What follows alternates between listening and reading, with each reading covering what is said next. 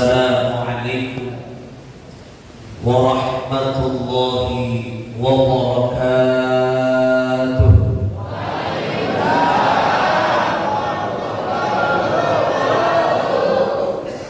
Bismillah. Alhamdulillahilladzi ja'alana khairal ummah alladzi faddala bani Adam bil ilmi wal amal. Allahumma shalli wa sallim wa barik wa karrim ala sayyidina Muhammad sahibil bushra salatan tubashshiruna biha wa ahlana wa awladana wa jami'a mashayikhina wa muallimina wa talabatana wa talibatina min yawmina hadha ila yaumil akhirah, amma ba'd. Yang kita muliakan bersama Bapak Kepala Hutan kelas 2B Situbondo, Bapak Budi Kristiawan, doakan mudah-mudahan beliau terus sehat dan panjang umur. Bapak Hanafi dan seluruh pimpinan yang ada di Hutan kelas 2 ini, saudara-saudara sekalian, hadirin wal hadirat, muhibbin muhibbat, para pecinta-pecinta ilmu, pecinta-pecinta kebaikan, tak lupa kepada para pasukan penerbang kita yang tidak pernah terbang dan selalu mendarat. Ini penerbang tidak pernah terbang, selalu mendarat. Akan mudah-mudahan tetap istiqamah bersenang cinta kepada Rasulullah sallallahu alaihi wasallam. Saudara-saudara sekalian, hafizallah wa rahimakumullah jami'an. Mudah-mudahan kita semua, keluarga kita, anak-anak keturunan kita, saudara-saudara kita semuanya senantiasa berada dalam lindungan, pertolongan dan kasih sayang Allah fid dunya hatta al-akhirah. Amin. Allahumma amin. Allahumma beli sanak pondok ke kota Solo, keluarga besar Rutan kelas 2B Situbondo, oke banget gitu loh. Alhamdulillah, memang tadi sebagaimana disebutkan oleh Bapak Kepala, saya bukan ustadz yang baru datang dan mengisi di Rutan ini, sudah sering kali Pak Hanafi, bahkan Pak Kepala mungkin masih ada data di sini, ada dari mahasiswa Style Jumber, Yayasan Jumber, yang menulis skripsi mengangkat tentang dai muda saya yang dimaksud di kelas Rutan kelas 12 Situbondo. Nah, jadi aktivitas saya di sini sudah ditulis menjadi skripsi. Benar ya? Mungkin ada. Kalau pemain-pemain baru mungkin belum kenal, tapi pemain-pemain lama ini kenal semuanya. Ada yang pemain nah, karena memang dulu agak sering, kemudian ada bekerja sama dengan dengan Rutan sering, karena sekarang memang banyak yang penyuluh, jadi dibagi. Sehingga saya sering jarang berdakwah di sini dan belajar bersama-sama. Tapi secara prinsip saya akui memang betul ada perubahan Pak Kepala dengan adanya tadi seragam baju yang di dadanya ada tulisan santri. Hebat, mudah-mudahan menjadi santri. Saya teringat pada Daud Abuya, seorang ulama Ahlus Sunnah wal Jamaah pada 21, Abuya Sayyid Muhammad bin Adam al-Maliki, mazilta taliban, selamanya aku menjadi santri dan murid, tidak pernah aku menjadi guru, karena jiwaku harus terus belajar dan belajar. Itulah santri. Selamanya saya santri, kita semua adalah santri. Makanya santri itu adalah salikun ilal akhirah, sin makna sabiqun ila akhirah, orang yang mencari kehidupan di akhir. Jadi perjalanan hidup kita saat ini bukan tujuan akhir, tapi ini adalah jalan kita telah menuju akhir Allah di kampung namanya mencari, orang mencari biasa, banyak rintangan, tantangan dan hal biasa, nikah kehidupan biasa, tetapi mudah-mudahan pada endingnya kita husnul khatimah. Amin. Allahumma. Allahumma. Yang penting kita semua tidak boleh putus asa karena Allah, dan yang tidak mengenal lelah mengampuni dosa-dosa umat Nabi Muhammad sallallahu alaihi wasallam. Karena manusia ini semua konstruk fisik, kita semua ini sebenarnya disayangi oleh Allah Subhanahu wa Ta'ala. Saya sekarang berceramah, panjenengan jawab semuanya khusyuk, khudu, bukan karena kehebatan saya, tapi saat ini Allah sedang menutup aib saya. Na'udzubillah, na'udzubillah. Seandainya Allah membuka kuku, sekecil kuku saya, sekecil lidi kejelekan saya, tatkala saya membaca assalamualaikum dengan keluar semuanya, saya ikut lari. Kenapa? Karena saya tidak benar di hadapan Allah.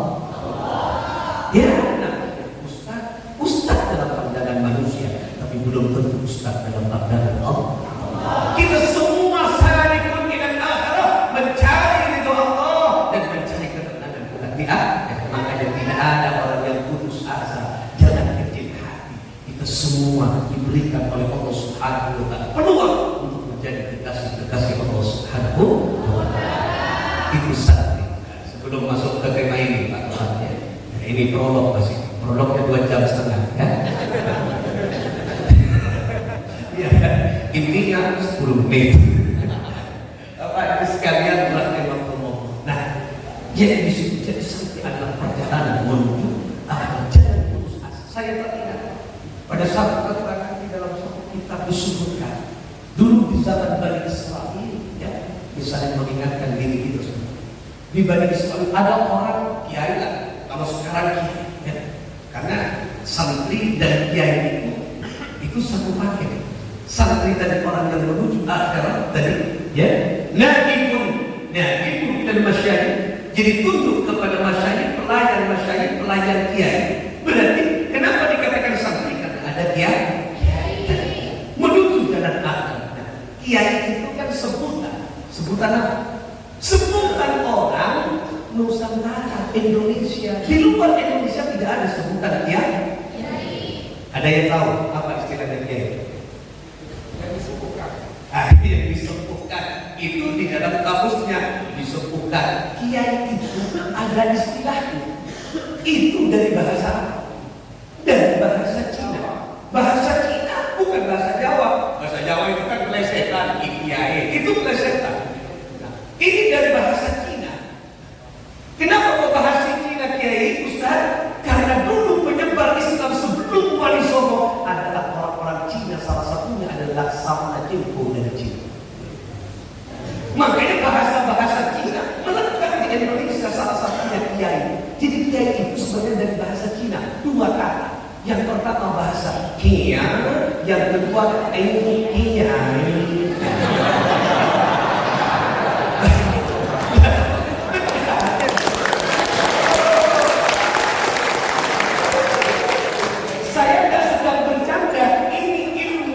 Makanya saya sekolah, saya S3 aja gunakan untuk belajar itu sejarah. Nah, jadi kia artinya jalan, artinya lurus. Kia ini orang yang berada di jalan yang lurus. Baru tahu. Kadang kiainya sendiri tidak ngerti apa istilahnya kiai. Nah, ini kia, ini orang yang berada di jalan yang lurus. Santrinya kiai, yang mengawal perjuangan lurus seorang kiai. Dengan itu santri-santri mengawal perjuangan orang-orang yang lurus ihdinas siratal mustaqim. Mudah-mudahan itu semua diridhoi oleh Allah.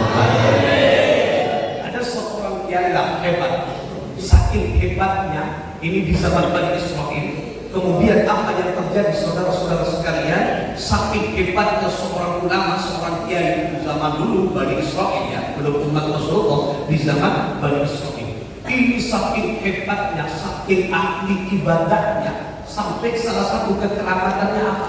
Kalau dia jalan kiai itu awan memayunginya. Jadi tidak pernah kepanasan, tidak perlu pakai payung, tidak perlu pakai mobil, tidak perlu. Kenapa? Karena semuanya manapun langkah kiai dipayungi oleh awan. Nah, satu ketika ada seorang al-baghi, dalam istilah bahasa Arabnya, kalau bahasa Indonesianya adalah wanita malam. Kalau istilah kerennya ya PSK.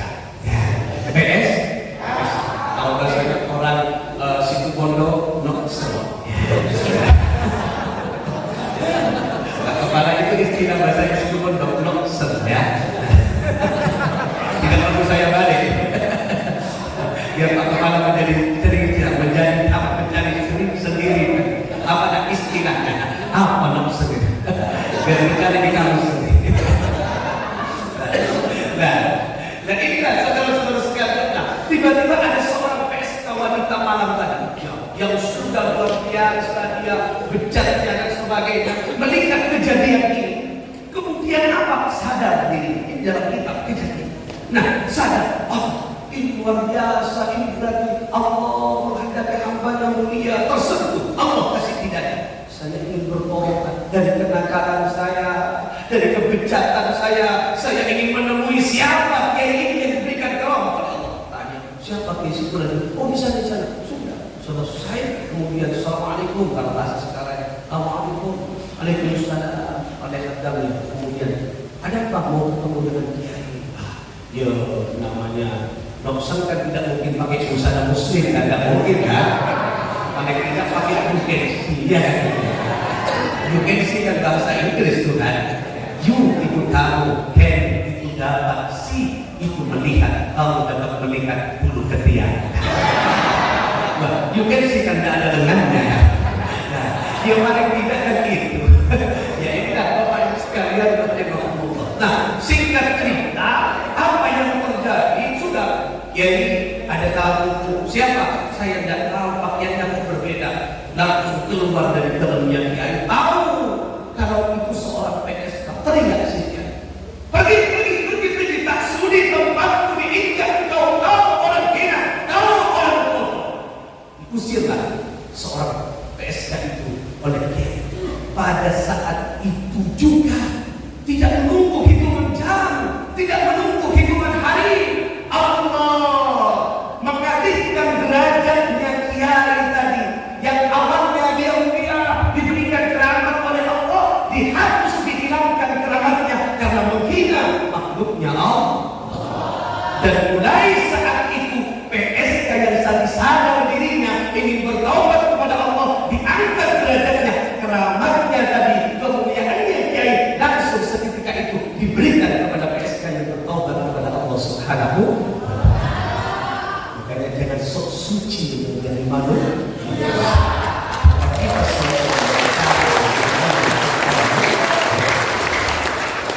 Apa maksudnya tepuk tangan?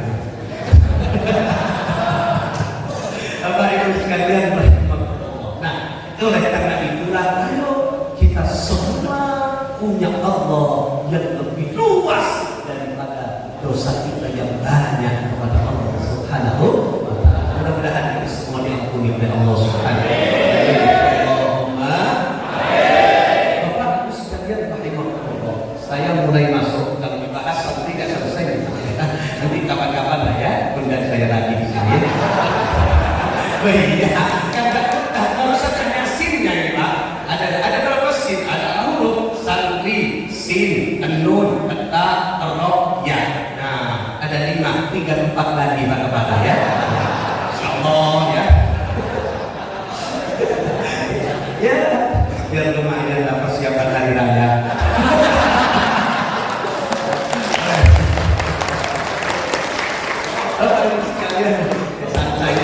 Santai saja ya, tidak usah serius-serius. Yang penting, Bapak Ibu sekalian, kita masuk ke Islam wal Jamaah.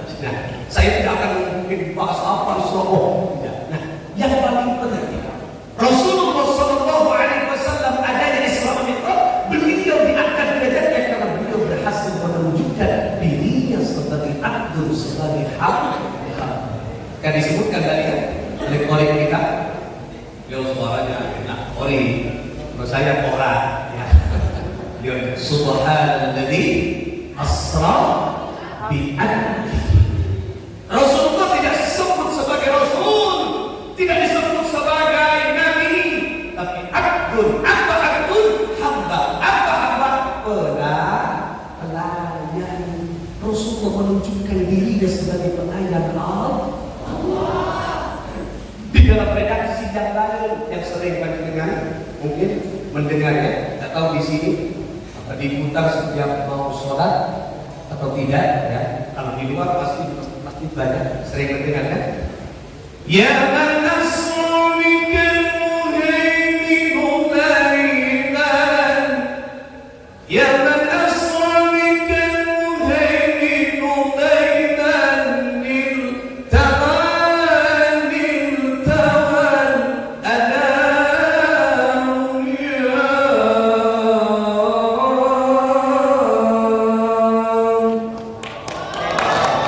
Di sini diputar Nabi? Enggak ya?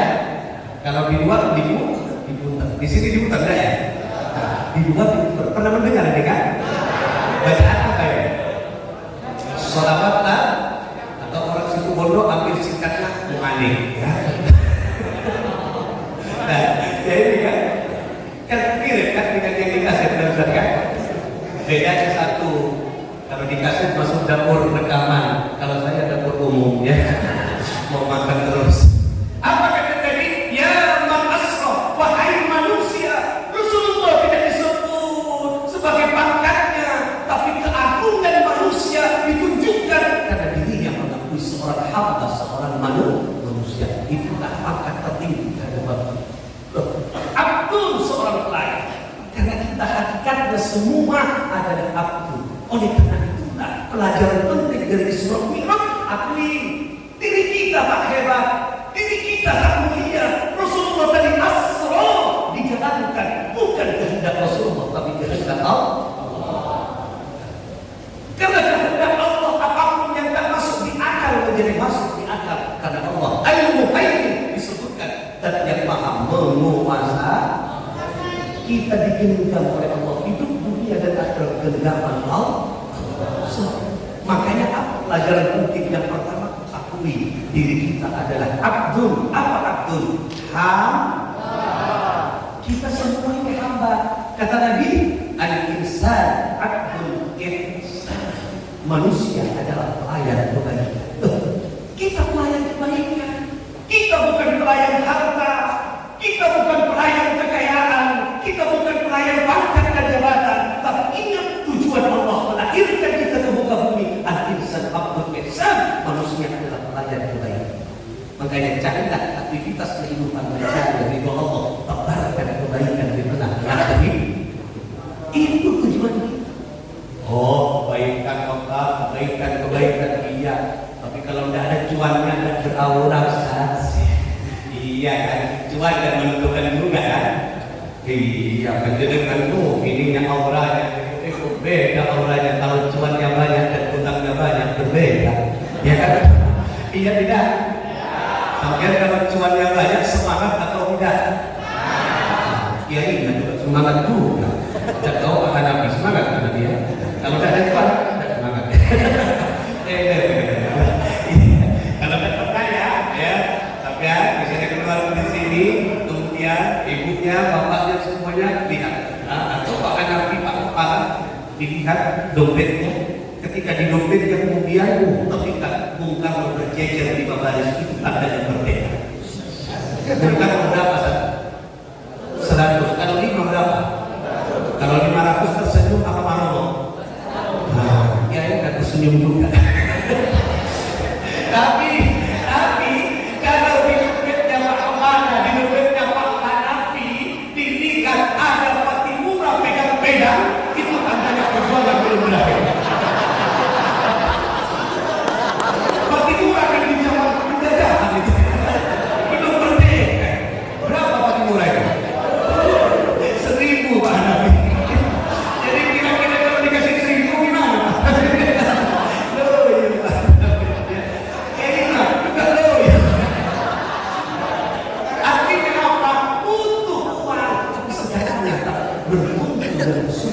kepada Allah. Oleh karena itulah kita tunjukkan bahwa kita melayani kebaikan. Makanya ukir di tengah kehidupan kita melayani kebaikan, kebaikan. Berhenti menebarkan kerusakan, berhenti menebarkan keresahan dalam diri kita, saling self correction, saling ibdat binafsi, berkaca pada diri kita. Karena tujuan kita tadi satu, melayani kebaikan.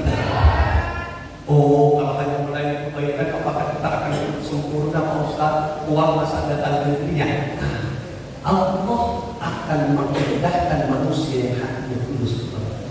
Saya itu diwasiati Pak Kepala oleh guru saya. Ahmad, silakan kau ceramah kemana-mana. Lintas pulau, saya kebetulan kemarin juga beberapa lintas pulau ke Nusa Tenggara Timur, Nusa Tenggara Barat sudah pernah. Kemudian Madura sudah sering. Kata guru saya, Ahmad, silakan kau ceramah kemana-mana. Tapi ingat pesan saya satu, haram, dosa hukumnya kalau kamu ceramah berdakwah mengharap upah dan uang. Tapi lebih dosa lagi kalau orang undang kamu tidak kasih upah dan uang.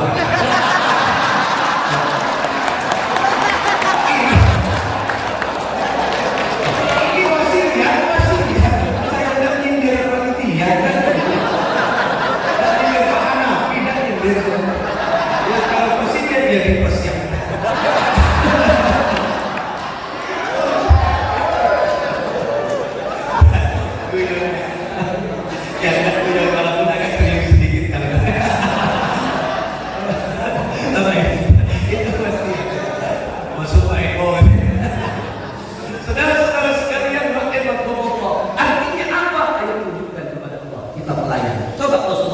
Bagaimana melayani Allah? Walaupun di tengah dia melayani apa? Istri yang tercinta yang dia sayangi Sayyidatuna Khadijah wafat, terpukul hatinya. Siapa yang tidak terpukul? Seorang suami yang melihat kebaikan seorang istri yang melayani. Hartanya habis untuk perjuangan Rasulullah SAW. Wafat, terpukul hatinya. Kalau bahasa sekarang, galau bertubi-tubi. Setelah itu tidak selesai kegalauan Nabi. Paman yang menyayanginya dan dia sayangi wafat. Sayyidina Abi Thalib wafat, terpukul Nabi. Tetapi Rasul tetap melayani, diangkat.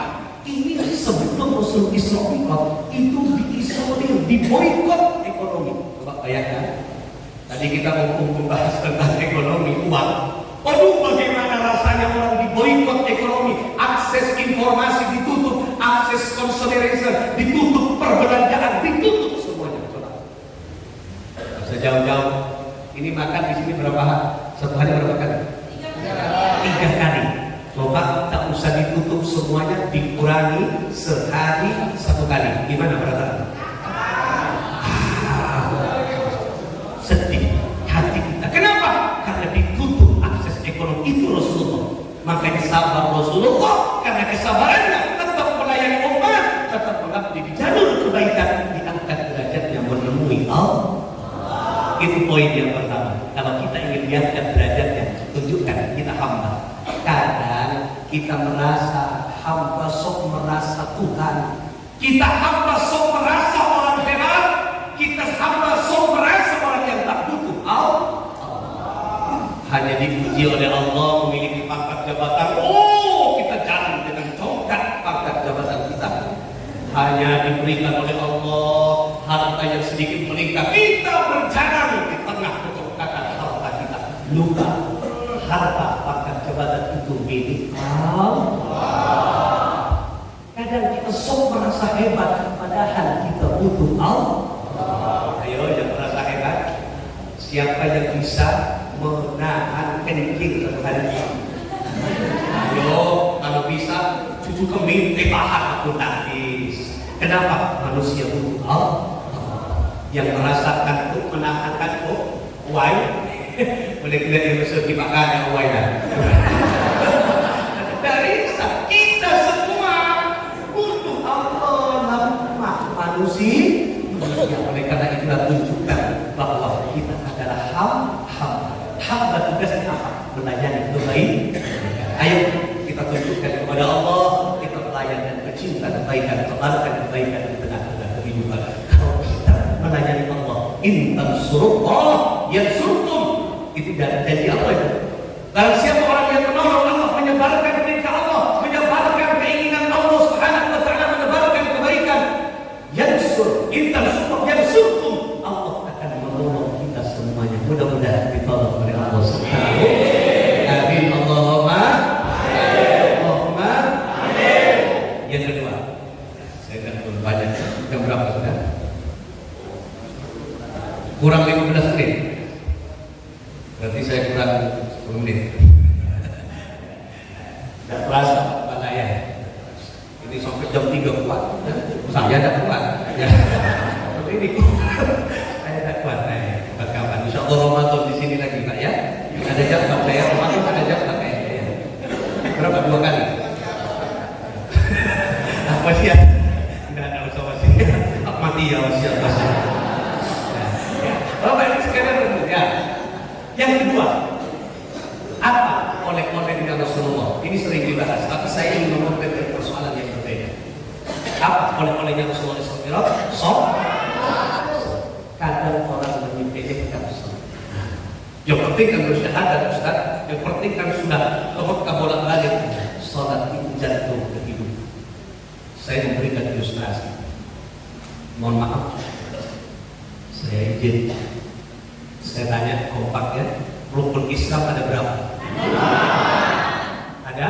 5. Yang nomor 5 apa?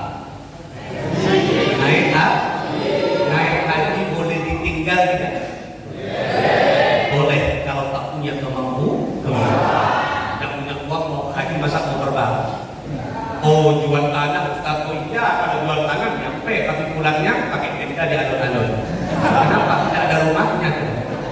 Berarti tidak wajib. Kalau tidak mau, berarti boleh ditinggal, boleh. Yang nomor 4 apa? Puasa di bulan. Sebentar lagi tinggal begitu hari. Mau puasa tidak? Boleh. Nanti akan puasa sebentar. Nah, yang keempat puasa boleh ditinggal tidak? Boleh. Pada saat apa kata Allah? Yaitu mari sakit. Tapi sakit yang menyebabkan tidak kuat puasa. Kalau sakit hanya kadang-kadang koma, ya. Tahu kadang-kadang apa bahasa Indonesia kadang-kadang? Budur pada natural. Nah, bisul Pak. Bahasa Inggrisnya kadang-kadang ya. Asli Jawa ya, jadi kan Jawa. Jawa ya. Nah, bisul. Kalau ada sakit bisul ya puasa. Yang kedua apa yang boleh tidak puasa? Musafir perjalanan. Kalau tadi kan nggak lebih musafir di sini kan ya. Musafir kemana? Ke depan, bukan musafir itu ya. Berarti apa? Berarti boleh ditinggal tatkala 2 tadi. Sakit dan musafir. Nah, tapi harus dikodok, diganti puasanya. Berarti boleh ditinggal, boleh nomor 4. Nomor 3 apa? Zakat boleh tidak ditinggal? Boleh. Kalau tak punya harta, tak punya kemampuan apa yang disakati? Berarti boleh.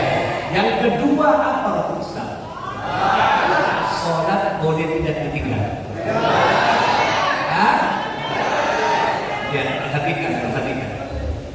Yang kelima, yang keempat, yang ketiga, saya lepas, botol masih tetap utuh di tangan saya, kokoh di tangan saya. Tapi saya coba lepas. Yang kedua, mohon maaf, perhatikan tangan dan gerakan saya. Ini bukan sulap, bukan mainan. Perhatikan, jadi perhatikan saya lepas. Artinya apa? Rukun yang kelima, yang keempat, yang ketiga, bahkan yang pertama syahadat akan amruk, akan terkokoh, akan kokoh. Tatkala rukun yang kedua sholat ditinggalkan dan ditiada. Paham ya? As-sholatu qimatuddin, wa man aqamaha faqad aqama ad-din, wa man tarakaha faqad hadama ad-din. Apa kata Rasulullah? Sholat itu tiangnya agama. Tadi dia. Sholat itu tiangnya agama. Orang kalau mengerjakan sholat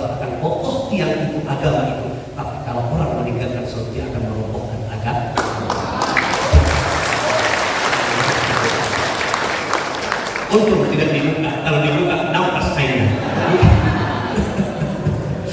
Ini Bapak Ibu sekalian, ini ilustrasi. Kadang kita senang kepada ilustrasi. Ini ilustrasi, tetapi ilustrasi itu penting bahwa sholat jantung kehidupan. Kalau panjenengan semuanya ingin mulia dan termasuk saya ingin mulia, maka jaga sholat di dalam kehidupan.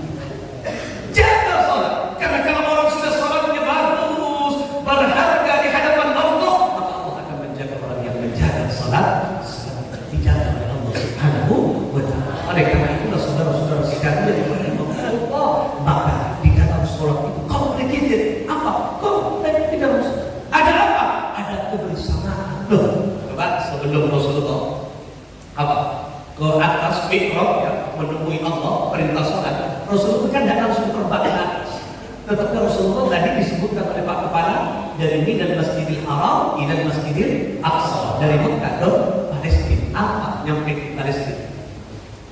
Wa taqaddam dari salati fa shalla kullu man fis sama wa anta imam.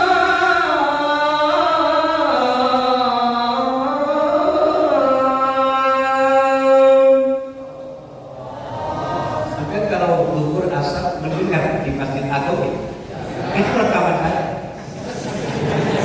Rekaman saya cuma tidak diputar oleh Pak Hamzah. Diputar. Saya punya rekaman cuma tidak diputar. Yang terdengar bukan punya saya. Rekaman saya kan kalau ke penjaga kurang menarik. Inilah Bapak Ibu sekalian rahimahullah. Ya, apa kata tadi disebutkan Rasulullah nyampe di Masjidil Aqsa, ketemu dengan siapa? Anbiya wa rasul wal malaikat, berjumpa dengan Nabi. Jagoan dulu ya. Kalau istilahnya sekarang kopi darat, ngopi dulu bro. Kalau tidak ada kopinya tidak segar bro. Apalagi tidak ada disamsunya bro. Ya kan? Kopi itu penting.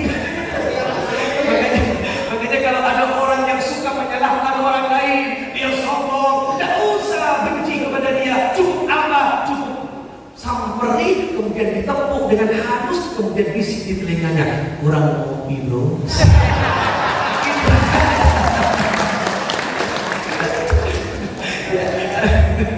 Oleh karena itu Bapak Ibu sekalian, saudara-saudara sekalian, rahimahumullah, mukul dengan malaikat, berjumpa di Masjidil Aqsa, rembukan. Saya tidak tahu waktu itu menunya apa ada pastel apa, tidak tahu ya. Dulu tidak tahu menunya. Yang penting kumpul Rasulullah bersama para anbiya. Apa yang dilakukan? Wa antal imam, melakukan sholat. Sholatnya bukan sholat versi kita, karena belum ada syariat sholat. Tapi apa yang maknanya sholat itu? Sholat ternyata makna lain adalah ada sila. Sila itu koordinasi, konsolidasi. Siapa pemimpin koordinasi dan koordinatornya? Antal imam, Rasulullah sebagai pemimpin. Artinya apa yang ingin saya sampaikan? Di dalam sholat ada kebersamaan. Orang yang sholatnya mapan, dia tidak akan mungkin mencari-cari harta martabat manusia saudaranya yang lainnya. Dia pasti akan bersama merajut kebaikan di tengah-tengah kehidupan. Dia tak rela saudaranya disakiti, karena ketika saudara disakiti, maka aku juga ikut sakit. Itulah kata Rasulullah, manusia itu ibarat sekujur badan. Tak kalah kita kesandung batu, siapa yang sakit? Kaki. Yang teriak apanya? Mulutnya. Yang nangis apanya? Matanya. Semua ikut sakit. Itulah organ tubuh menunjukkan manusia sama. Al-muslim atau muslim, manusia itu saudaranya sesama muslim. Oleh karena itulah saudara-saudara sekalian, ini ditunjukkan bahwa sebelum ada perintah sholat, kebersamaan dulu, diskusi dulu, ngobrol santai dulu Rasulullah. Berarti di dalam sholat ada kebersamaan. Ketika kebersamaan sadar ada nilai kemanusiaan. Coba kembali lagi. Ketika sholat kita sujud. Apa makna sujud? Tatkala manusia sujud, apa yang terjadi? Mahkota kepala ini, ya. Kalau orang buyung pas ke kepala jangan cetar gede taruh. Nah, kan ini mahkota kan, kehormatan. Tapi tatkala sujud menyembah Allah, ini ada di tangan. Perbalikan, yang di atas apa? Knalpotnya kan? Knalpot di atas. Yang ini ada di bawah. Berarti apa? Manusia tatkala berada dengan Allah hina, dina, tak berharga manusia tatkala tidak mendapat pertolongan Allah. Oleh karena itulah sadar diri kita tak ada gunanya, diri kita tak ada nilainya kalau Allah tidak memberikan rahmat pertolongan kepada kita. Oleh karena itulah saudara-saudara sekalian, ayo kita sadar diri. Semuanya saya panjatkan sadar diri. Oh, kita butuh kebersamaan. Indah namanya kebersamaan. Berarti apa? Namanya bersama, berjamaah. Kayak sekarang juga. Coba seandainya ini tidak bersama-sama, ada yang di luar sana, walaupun pakaiannya sama, ada yang di kamar mandi, ada yang di kamarnya. Saya assalamualaikum, balik 2 menit lari. Kenapa? Saya merasa tidak dihargai karena tidak bersama. Tapi sekarang semuanya kumpul. Ini adalah kebersamaan indah dipandang dan enak dirasa. Itulah kebersamaan. Rasulullah bersama-sama dengan para nabi semuanya, para malaikat semua di dalam surat ada kebersamaan yang ini indah kita dengar dan dirasa. Tapi kalau orang sudah bersama, coba ketika sholat berjamaah, semuanya indah. Dan tidak mungkin kan? Ini salah satu sholat berjamaah. Misalnya imamnya ya agak cocok sebenarnya ya, punya masalah dengan imamnya. Tapi tetap dia jadi imam, namanya kan jadi makmum, tetap ikut ini. Walaupun tidak cocok, ada masalah misalnya, dia bikin utang atau pinjam uang, sebenarnya tidak bayar misalnya ya. Ditagih marah misalnya. Nah, yang punya utang di depan, yang utang di belakang jadi makmumnya. Kamu kata merah mungkin utang hajar dari bentang, minggu wabi. Nah, 2 minggu lama. Nah, kemudian apa? Tapi tetap sholat berjamaah. Apa yang terjadi? Imamnya Allahu Akbar. Imam panjenengan kalau menjadi makmum tidak suka atau bermusukan dengan imamnya, tidak mungkin kan berbeda, tetap ikut imam. Tidak mungkin makmumnya yang punya hutang, imamnya Allahu Akbar, makmum karena benci sami Allah. Kacau sholat itu, yang asli kacau. Tidak mungkin. Inilah apa? Jamaah menyatukan sesuatu yang terserak yang jauh menjadi dekat. Ayo, ini di filosofi ini. Jadi ketika saat ini kita bercanda bergurau jamaah, dan ini ternyata ya, ini bocoran ya, bocoran di surga ya. Di surga Al-Quran yang membocorkan apa kata Al-Quran? Manusia di surga posisinya seperti kita. Ini kurang apa? Ini masih berjalan. Kurang begini. Ini sampai disebutkan lututnya bersentuhan. Tuat-tuat, jangan tuat-tuat. Nah, artinya apa? Tidak ada jarak. Kita semuanya itulah potret manusia surga. Wa nazalna ma fi sudurikum min ghillin ikhwana. Itu bahasa Quran. Apa? Manusia surga diangkat oleh Allah sifat dendam, sifat benci, sifat marah sesama manusia diangkat. Itulah potret manusia surga. Oleh karena itulah kalau kita ingin menjadi manusia surga, bersihkan penyakit dendam, penyakit iri, penyakit marah, penyakit benci, bersihkan semua karena penyakit yang menghalangi kita menuju rahmat dari Allah Subhanahu wa Ta'ala. Oleh karena itulah ayo yang paling terakhir, sebentar lagi kita akan sekarang hari apa? Hari? Sekarang hari Sabtu. Takbiran hari Minggu, ternyata hari Sabtu. Hatiku begitu rindu, ternyata Ramadan bimbang pintu. Tinggal berapa hari, betul? Siap berpuasa ya? Karena Allah, karena Allah. Kita mencari ridhonya Allah Subhanahu. Terakhir saya ingin membuka dengan satu kisah. Ini kisah ya. Di dalam kitab disebutkan dulu ada orang itu apa namanya? Dia majusi itu penyembah api. Nah, melihat anaknya bapak tadi yang majusi yang penyembah api Ramadan, di waktu Ramadan itu makan di depan atau di tengah banyak orang muslim berbuat. Oh, maaf, dipukul anaknya. Kurang ajar. Kenapa kau tidak menghormati, kau menodai kehormatan umat muslim yang sekarang sudah berpuasa? Dipukul anaknya. Kemudian apa yang terjadi? Singkat cerita, bapak yang majusi tadi mati. Tatkala mati, ada seorang alim atau ulama di zaman bermimpi ketemu dengan orang yang majusi tadi yang memukul anaknya karena anaknya tidak menghargai umat muslim berpuasa. Singkat cerita, di dalam mimpinya, loh, kau orang majusi kan? Iya. Dia bermimpi ada di suatu singgasana surga kenikmatan luar biasa. Loh, kau kan orang majusi penyembah api. Iya, kenapa kau bisa seperti ini? Iya. Tatkala di akhir kematian, di dalam kitab Al-Fawaidul Mukhtar disebutkan, tatkala di akhir detik-detik kematianku, Allah menolongku dengan memberikan hidayah, memberikan nilai Islam kepada aku. Aku dituntut untuk membaca syahadat oleh Allah, diberikan hidayah. Tatkala itu setelah syahadat aku mati menemui Allah membawa Islam. Kenapa? Karena aku memuliakan bulan Ramadan. Ini coba, hanya memuliakan. Makanya ayo di bulan Ramadan, seandainya misalnya sudah sakit, ya, tidak puasa, jangan sampai ya ke temannya, namanya jauh, jangan sampai ya, jangan sampai hormati orang yang berpuasa, jangan menodai kehormatan umat Islam yang sedang berpuasa. Menghargai Ramadan, kita akan diberikan cahaya Islam, apalagi kita berpuasa dengan hikmat, dengan khusyuk kepada Allah. Allah akan melupakan dan menguatkan keimanan Islam di hati kita. Mudah-mudahan kita semua disehatkan panjang umur oleh Allah Subhanahu wa taala.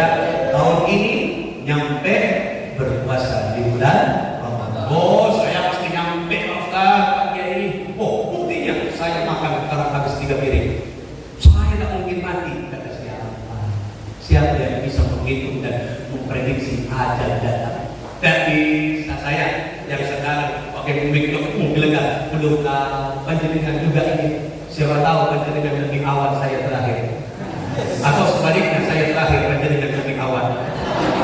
Kita kan tidak tahu. Mudah-mudahan kita dipanjangkan umur oleh Allah, bisa berpuasa dengan hikmat, nanti akan mendapat ghufir lahu ma taqaddama min dhanbihi, diampuni dosa kita yang lalu. Amin. Allahumma amin. Bisirril Fatihah. Bismillahirrahmanirrahim. Alhamdulillahi rabbil alamin. Ar-Rahmanir Rahim. Maliki yaumiddin.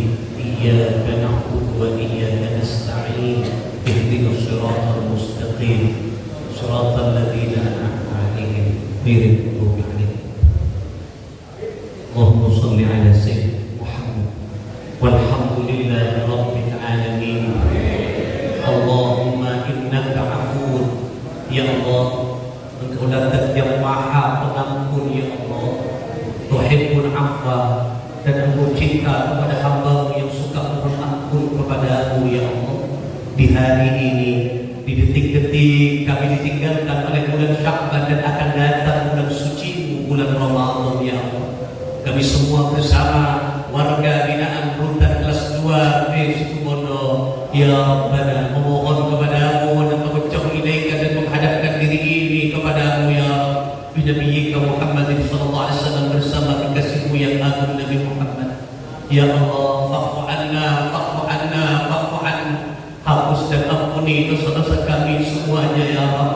Kami semua yang ada di tempat ini, ya Rabbana, kami mengakui, ya Rabbana, kami lebih banyak maksiat daripada taat, ya Allah. Kami lebih banyak jauh daripada dekat, ya Rabb. Kami lebih banyak lupa daripada ingat kepada nikmat dan rahmat-Mu, ya Rabbana.